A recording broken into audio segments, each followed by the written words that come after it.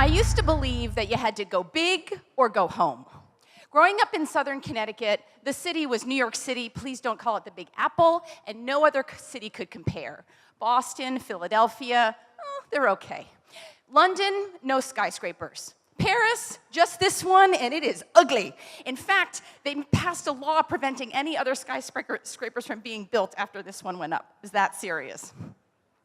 So my definition of a city was really skewed. I moved to New York when I was 18, and it wasn't until I was in my late 20s that my now husband convinced me that we should move to Queens, an outer borough. And I was a little panicked, but it turned out to be a really, really good thing. And it was there, I think, that I learned about embracing a smaller market. You know, we don't have the Empire State Building, but we have a really great milk bottle. And there are little untold treasures and hidden secrets in smaller markets that are really quite lovely and engaging and charming that we should all take advantage of. So the small market concept comes from the NBA because we live in a small city and we have to go up against the big boys in New York and LA who dominate, let's face it, every part of every conversation. It is true that more people line up to see the Thanksgiving parade on Thanksgiving morning in New York City than live in Oklahoma, so you have to give them a little bit of credit. But like the Thunder, there are a lot of great things about Oklahoma City, like the cupcakes.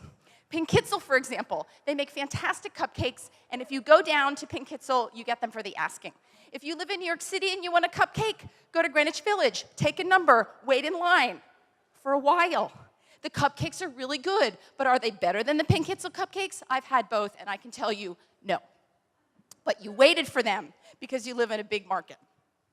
Oklahoma City has a fantastic airport. The Will Rogers World Airport, I love. It's clean, it's accessible night and day, and the first hour of parking is free. This is inconceivable for people who live in a big market. Like LaGuardia, my mother went there one time to pick me up. In 20 years I lived in New York, she came one time, and there were 10 years of stories about the PTSD she suffered as a result of circling around trying to find me. I am not kidding. So you all in Oklahoma, I am sorry, but you cannot complain about waiting in traffic. New York City people sit in traffic for so long. Before they could text, they used to just read the Times. I'm not kidding, seriously. People reading the paper in their car. Speaking of accessibility to technology, when the iPhone 5 came out, there were people in San Francisco who paid $100 an hour for other people to wait in line to buy their phone for them. That's like $1,600.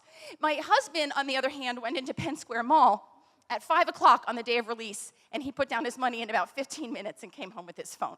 So that's really a big benefit. Living here, my family of 4 has often made or broken the success of an event. 4 people. This never happens in New York. When there are 3 million people showing up to watch the Macy's parade, you know your presence there doesn't make one bit of difference, but here it does. So why be on the chorus line on Broadway when you can be a big star off-Broadway, off-Broadway, like here? It's really a tremendous thing, and the difference that you make is essential and really dramatic. You never know the kind of influence that one person can actually make in a small market. And I've seen it myself, whether it's for people who are making cupcakes or roasting coffee, like at Elemental, or say offering French classes to the community, or showing somebody about how you can be an Ignite. Could I be an Ignite New York City? Unlikely. But here, my voice can get heard because the unwashed masses have a little more of a chance when you're not a household name, which is who gets onto the Ignite NYC list, I'm positive.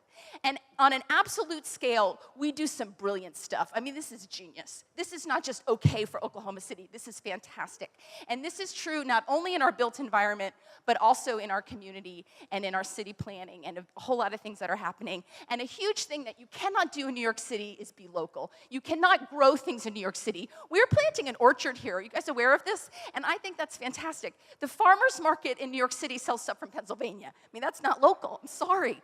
So we also have a fantastic structure that we can call our own, that will define us and be associated with us, and that we should celebrate, because it is a fantastic thing that our city has a symbol that will represent us forever. Not everyone loves it, but this thing was built as a temporary structure, and some people couldn't wait for it to be torn down.